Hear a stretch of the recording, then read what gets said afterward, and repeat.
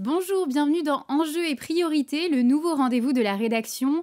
Comment les entreprises font-elles face à la crise? Comment réagissent-elles face au confinement? Quels sont les enjeux et priorités de ces patrons d'entreprise? Nous avons souhaité leur donner la parole. Jean-Marc Sylvestre reçoit tout de suite Nicolas Morel, président de Monkey, un éditeur de logiciels qui permet aux collaborateurs de mieux gérer leur parcours professionnel. Place à l'interview.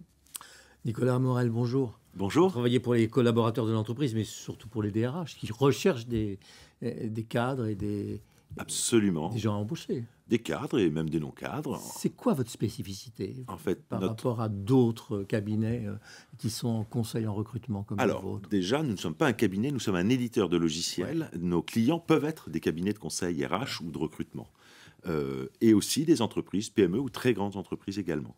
C'est-à-dire que vous fournissez un logiciel qui leur permet, lorsqu'ils introduisent toute la data dont ils disposent, de trouver Absolument. la personne Notre offre, notre plateforme fait trois choses, ou s'adresse à trois types de clientèle. Premièrement, des recruteurs, pour mieux recruter des candidats qui ont la personnalité, les valeurs et ce qu'on appelle la dynamique comportementale, c'est-à-dire les soft skills, qui sont en phase avec les attentes des entreprises. Donc, un, recrutement.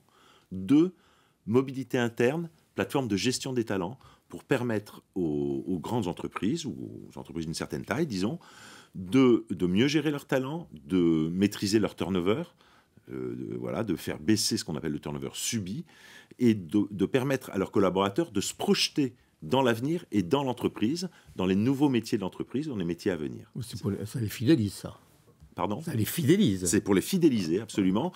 Et troisièmement, en fait, c'est une offre qui est née plus récemment, notamment avec la crise du Covid, une offre d'aide au repositionnement professionnel des collaborateurs qui s'adresse aux entreprises elles-mêmes, mais aussi nos clients peuvent être des cabinets de conseil RH, des coachs qui ont des individus, des bénéficiaires de parcours professionnels et qui les aident à se repositionner professionnellement. Alors justement, très concrètement, vous donnez une liaison.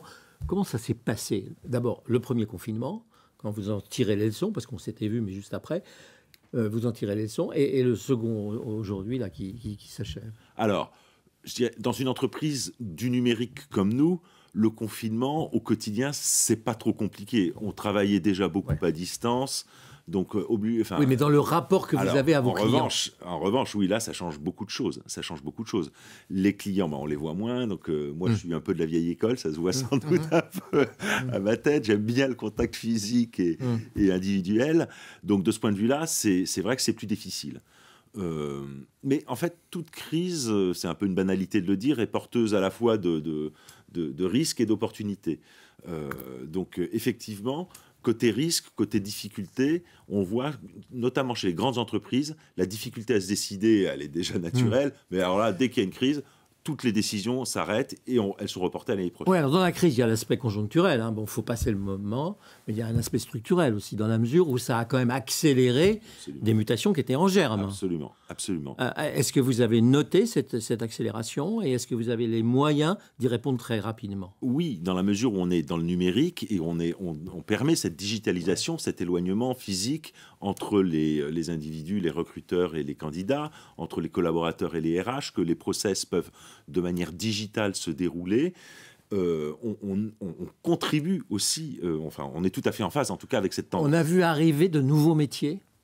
Alors, je pense notamment, dans la digitale, on devait les avoir, mais dans le repositionnement vis-à-vis des clients étrangers, vis-à-vis des centres de production étrangères, ou même dans tout ce qui concerne la transition énergétique. En quelques semaines, je ne peux pas dire qu'on ait vu arriver de nouveaux métiers. En revanche, on a vu arriver de nouveaux comportements. On a vu arriver des prises de conscience.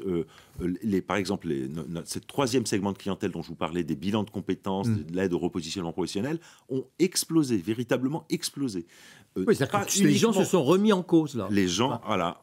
Cette crise a été aussi l'occasion pour bien des salariés, pas forcément des salariés en processus de licenciement, mais bien des salariés de se poser des questions sur qui ils étaient, qui suis-je, où vais-je, où cours-je, comment je vois ma vie dans les prochaines années. Monkey, c'est le nom de l'entreprise que vous aviez racheté il y a 2 ans. C'est une entreprise que j'ai rachetée il y a 2 ans. Longue histoire. Mais vous avez gardé le nom. On a gardé le nom parce que c'est une marque connue dans l'univers des RH en France. Nicolas Morel, merci beaucoup. Merci. Merci Jean-Marc, merci Nicolas Morel. Je rappelle que vous êtes le président de Monkey, éditeur de solutions pour le recrutement, la mobilité professionnelle et les bilans de compétences.